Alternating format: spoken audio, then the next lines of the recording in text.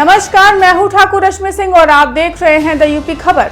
उत्तर प्रदेश सहित 5 राज्यों के विधानसभा चुनाव से पहले मोदी सरकार ने एक बड़ा सियासी दांव खेला है। केंद्र सरकार ने संसद में संविधान का 127वां संशोधन विधेयक पेश कर दिया है। इस विधेयक के पारित होने के बाद जहां राज्यों को एक बार फिर ओबीसी सूची में किसी जाति को अधिसूचित करने का अधिकार मिल जाएगा, वहीं इस कदम को सरकार के पिछड़ों में पकड़ और मजबूत करने के प्रयासों के तौर पर भी देखा जा रहा है। कांग्रेस समेत पूरा विपक्ष इस विधेयक का समर्थन करने की घोषणा कर चुका है, लिहाजा सरकार को संविधान संशोधित पारित करने में कोई समस्या नहीं होगी। इस बिल के पास होने के बाद महाराष्ट्र में मराठा, हरियाणा में जाट, कर्नाटक में लिंगायत और गुजरात में पटेल को ओबीसी में शामिल करने का अधिकार राज्यों को मिल जाएगा। इसका प्रभाव राज्यों की राजनीति पर पड़ेगा और भाजपा इसे भुनाने का हर संभव प्रयास करेगी। आइए पहले जान लेते हैं क्या है इस विधेयक में।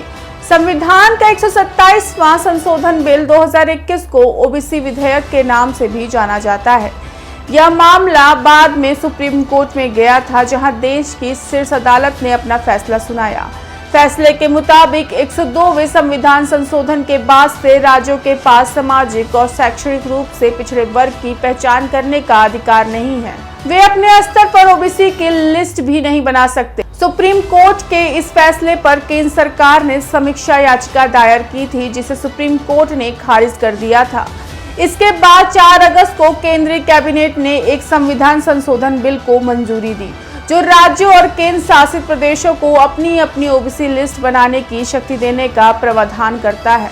दरअसल 5 मई को ही सुप्रीम कोर्ट ने एक मामले की सुनवाई के दौरान कहा था कि केवल केंद्र सरकार को ही अधिकार होगा वह ओबीसी की सूची तैयार कर सके।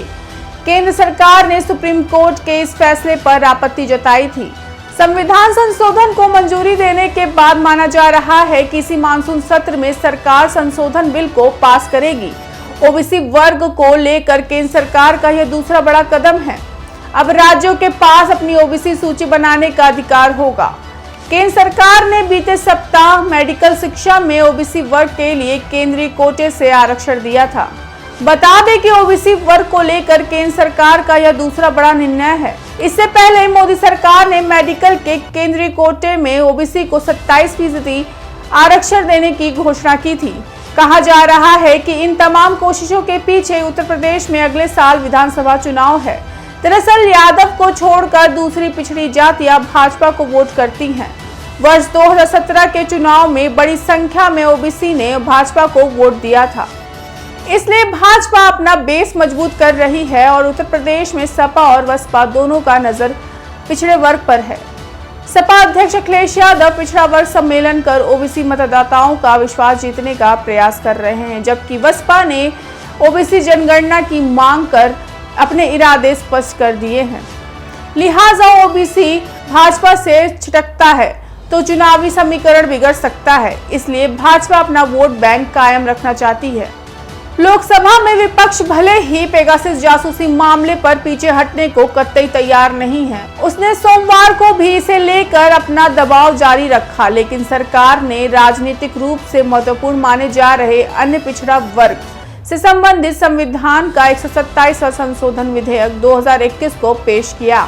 इस दौरान कांग्रेस के अधीर रंजन चौधरी ने कहा कि आज सभी विपक्षी दलों ने बैठक की तरफ से फैसला किया है कि उक्त विधेयक पर सदन में चर्चा होनी चाहिए। उन्होंने यह भी कहा कि वे सब अन्य पिछड़ा वर्ग के कल्याण से संबंधित इस विधेयक को पारित कराना चाहते हैं। तो फिलहाल अभी तक के लिए इतना ही। नमस्कार।